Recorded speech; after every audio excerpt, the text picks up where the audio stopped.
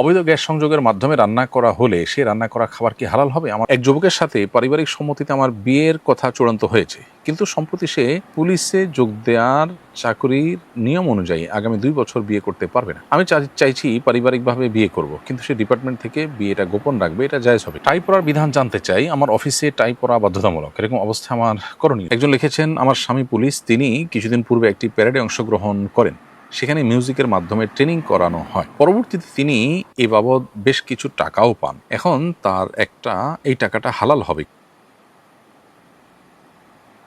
অবৈধ গ্যাস সংযোগের মাধ্যমে রান্না করা হলে সে রান্না করা খাবার কি হালাল হবে? আমার শ্বশুরের বাসার গ্যাসের লাইন অবৈধ, আমি কি শ্বশুর বাড়িতে খাবার খেতে পারবো? অবৈধ গ্যাস সংযোগ নেওয়া বা অবৈধ গ্যাস সংযোগ ব্যবহার করে রান্নাবাড়া করা এটা গুনাহের কাজ। এটা সুস্পষ্টভাবে জাতীয় সম্পদ এর হক নষ্ট করার শামিল, চুরি করার শামিল। আপনি আর কারোর কাছ থেকে চুরি করে আপনার কোনো কিছু আনলেন, সেটা যেরকম গুনাহের কথা, এটা ওরকম কথা এবং পরিষ্কার হারাম। এই জন্য এই কাজ যারা করছে তাদের আল্লাহকে ভয় করা উচিত। কোনো যুক্তিতে এটি হালাল হতে পারে না, বিধায় একজন মুসলমান এটা করতে পারেন না। তারপর যদি কেউ অবৈধ গ্যাস সংযোগ রাখেন এবং রেখে রান্না করেন, তাহলে সেক্ষেত্রে রান্না করা খাবারটা যদি হালাল হয় সেলফ, তাহলে সেক্ষেত্রে রান্না করা খাবারটা খেলে হালাল হবে। কিন্তু তিনি একটা হারাম কাজ করেছেন, তার জন্য তাকে ক্ষতিপূরণ দিতে হবে এবং তওবা ইস্তেগফার করতে হবে। অতএব আপনি যদি সেই খাবার খান, তাতে হালাল খাবারই খেয়েছেন ধরা যাবে, বাট এই খাবার প্রস্তুত করতে যেহেতু হারামের আশ্রয় নেওয়া হয়েছে, সেজন্য এটা অ্যাভয়েড করা এবং হারাম থেকে তাদেরকে বের হয়ে আসতে উদ্বুদ্ধ করা, এটা আপনার কর্তব্য। এক যুবকের সাথে পারিবারিক সম্মতিতে আমার বিয়ের কথা চূড়ান্ত হয়েছে, কিন্তু সম্প্রতি সে পুলিশে যোগ দেওয়ার চাকরির নিয়ম অনুযায়ী আগামী 2 বছর বিয়ে করতে পারবে না। আমি চাইছি পারিবারিকভাবে বিয়ে করব, কিন্তু সে ডিপার্টমেন্ট থেকে বিয়েটা গোপন রাখবে, এটা জায়েজ হবে?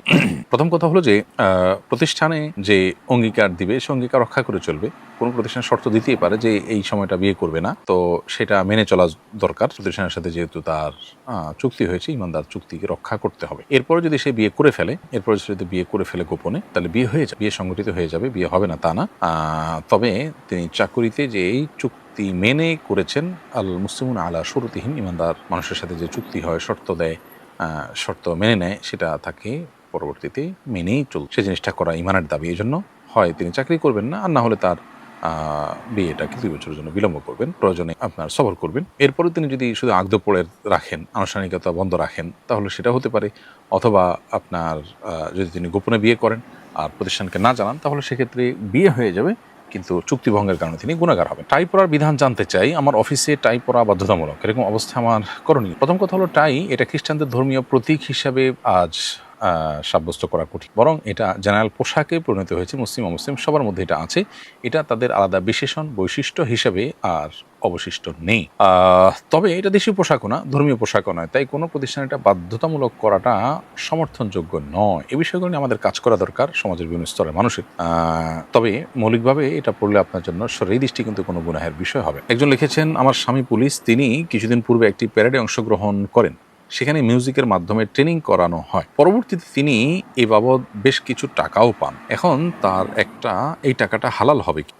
প্রিয় দর্শক, ধন্যবাদ আপনার প্রশ্নের জন্য। ট্রেনিং বাবদ পাওয়া টাকা হালাল হবে, সেখানে কি হয়েছে না হয়েছে সেটার জন্য তিনি আল্লাহর কাছে দায়ী থাকবেন না, এবং এটা কারণ তার হালাল হারাম হওয়া এর উপর নির্ভর করবে না। তিনি ট্রেনিং নিয়েছেন, সেজন্য তিনি টাকা পাওয়ার হক থাকলে সেটা তিনি নিতে পারেন নির্দ্বিধায়। সেখানে মিউজিকের ব্যবহার করা হয়েছে, কর্তৃপক্ষের উচিত মুসলমানকে মিউজিক শুনতে বাধ্য যেন না করা হয়, সেই কালচার প্রতিষ্ঠা করা, সেটা তাদের কর্তব্য। আর তিনি সাধ্য অনুযায়ী গুনাহ থেকে বেঁচে থাকার চেষ্টা করবেন।